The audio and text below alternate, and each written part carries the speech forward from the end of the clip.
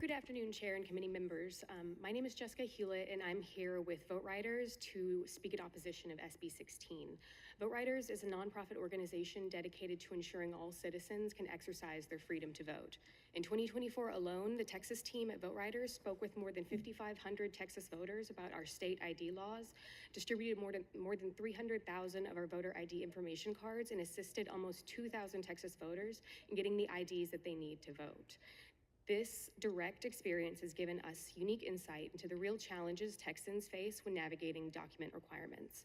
Based on this experience, I can tell you that SB 16 would create an unnecessary barrier to voter registration that would disenfranchise hundreds of thousands of eligible Texas voters. Our work reveals that the assumptions underlying bills like SB 16 are fundamentally flawed. Many U.S. citizens simply do not have ready access to birth certificates, passports, or naturalization papers. I'd like to share with you a story of a Texas woman that I met and assisted back in 2023. She had lost her essential documents when her folder containing her Social Security card, birth certificate, and her family's documents were accidentally thrown away at a Houston shelter. Without these documents, she couldn't get a job or access medical care. Vote Riders helped this voter obtain replacements for these documents.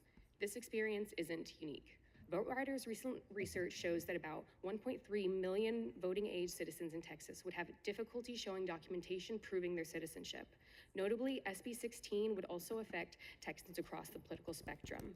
In fact, our research shows that Republicans would be more impacted by SB 16 than Democrats, with more than twice as many Texas Republicans lacking easy access to citizenship documents compared to Democrats.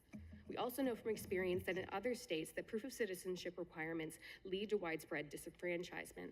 When Kansas and Arizona implemented similar requirements, tens of thousands of eligible American citizens were blocked from registering. In fact, Kansas's top election official, a Republican who supported the bill as a state legislator, now cautions other states and the federal government against similar bills. Thank you.